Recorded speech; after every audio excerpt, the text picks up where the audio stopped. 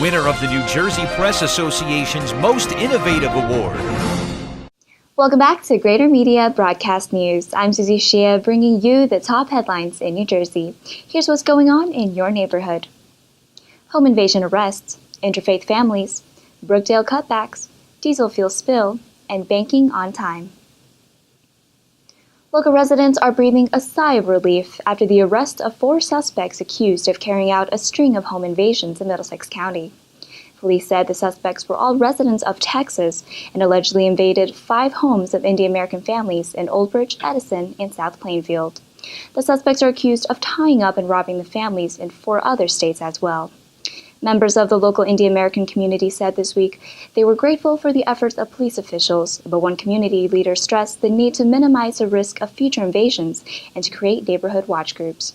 For more on this story, see this week's editions of Greater Media newspapers. And here's Mark Rossman with a unique way to celebrate the holidays, a flash mob. A flash mob sprang up at the Freehold Raceway Mall in Freehold Township on December 11th as New Jersey filmmaker Gary Gelman and members of Congregation Kol Am of Freehold teamed up to create a Hanukkah video. The video celebrates the holiday of Hanukkah, which began on the evening of December 16th and will continue for 8 days. Gelman said planning for the event took more than 5 months and employed more than 10 cameras to capture all of the angles. Shoppers at the mall were treated to an energetic performance by enthusiastic participants. Here is a clip from the video.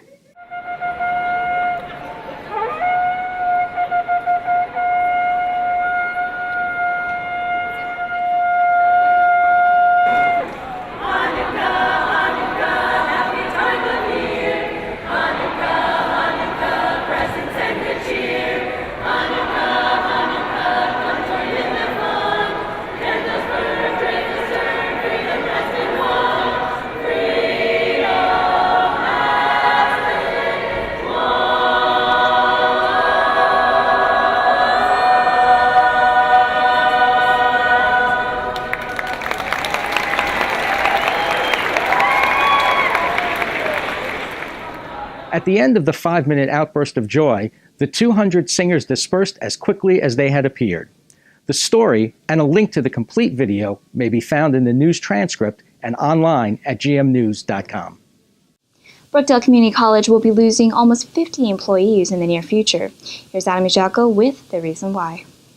The Brookdale Community College Board of Trustees authorized a reduction in force last week that will eliminate a net total of 47 positions. According to board chairman Carl Guzzo, the reduction in force eliminated a $5.5 million deficit, which the college has been paying with cash from its reserve accounts. According to Guzzo, these staff cuts will close the deficit entirely. After hearing from students, staff, and faculty, the original plan was amended to keep the Campus Fitness Center, Children's Learning Center, and Brookdale Television Station open, as well as reduce the number of total positions slated to be eliminated.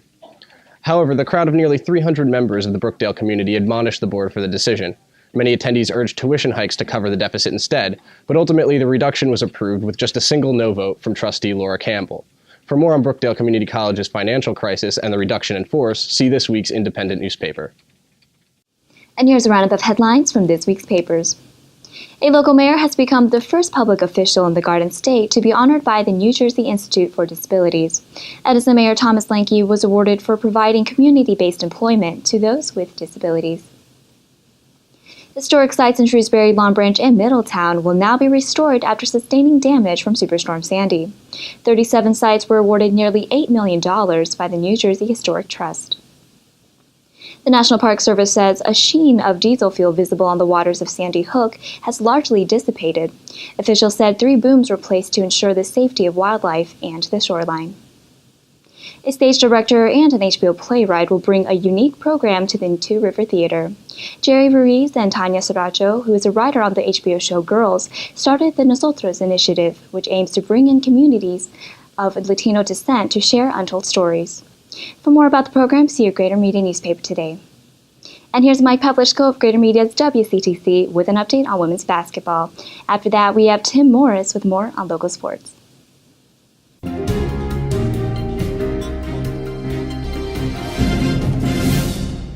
Oh, the Rutgers football team is getting set to take on North Carolina in the Quick Lane Bowl in Detroit the day after Christmas. Let's take a little break from football, shall we, and talk basketball.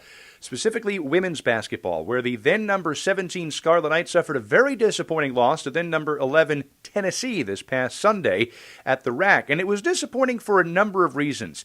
A couple of weeks ago, against then number 6 ranked North Carolina, ironically enough, the Scarlet Knights lost in double overtime, but it was as encouraging a moral victory as you could possibly have. Gave Hall of Fame head coach C. Vivian Stringer the feeling that next time they could pull off an upset of that magnitude. But instead, against the Lady Vols back on Sunday, the Knights decided to go scoreless down the stretch. Tennessee used a 10-0 run to overtake Rutgers and put the game away. Last year, with a weak league schedule in the American, Rutgers couldn't afford to lose those types of games, and they didn't have an NCAA type of resume. This year, they may need to win those games because conference play is going to be a lot tougher.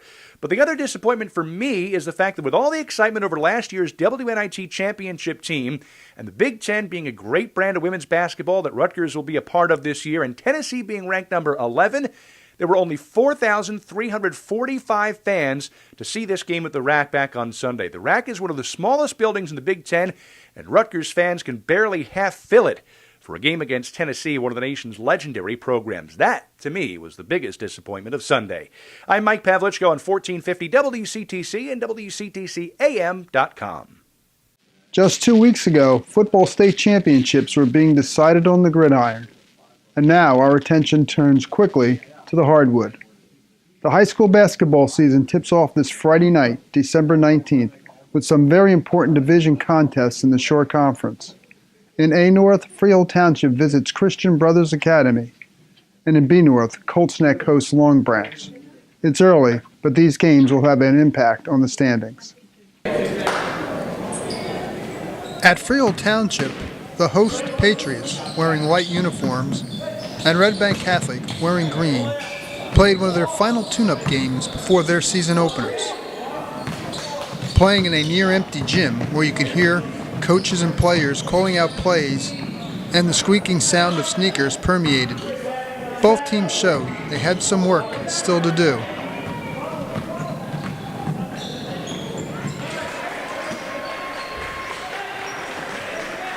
But there were some positives to draw upon as well as the teams looked ahead to the 2014 and 15 season.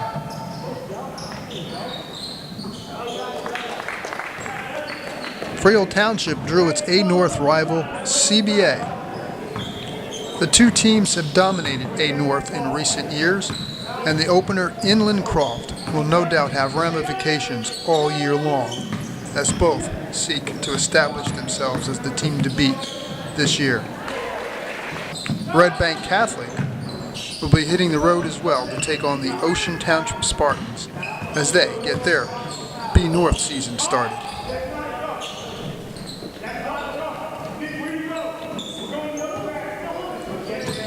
This is Tim Morris for Greater Media Newspapers.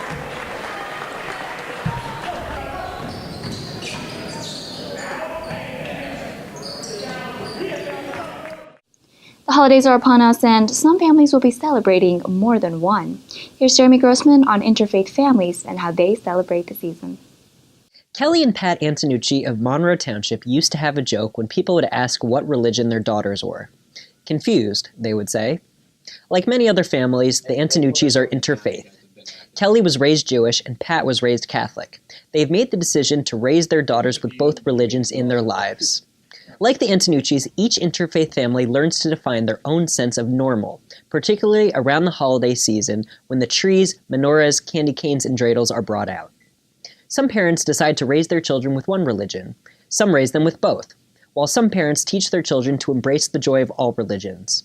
To learn more about interfaith families and the way they celebrate the holiday season, visit gmnews.com. You might have heard about crowdfunding, which uses an online platform to raise funds for a special project. But what if instead of your money, you could give your time? Here's Kayla Murray on the concept of time banking and how local nonprofits are using it. Nonprofit organizations Long Branch Concord Family Success Center and Mama's Cares have introduced residents to a new movement known as time banking. Time banking works as a reciprocal exchange of services between members of a network. The idea behind time banking is that all members bring some skill or talent to the table. Members work together, exchanging their services, whether babysitting or legal consultation, to achieve goals or needs without the use of money. However, with time banking, no one person's time or skill is more important than another's. The nonprofits hope that with this program, members continue to expand their social network, sustain a vast pool of resources, and create a community where people value each other's differences. For more in-depth coverage and additional stories, see your Greater Media newspaper today. Keep up with the latest headlines at facebook.com/Greater Media Broadcast News. I'm Susie Ashia. See you next time.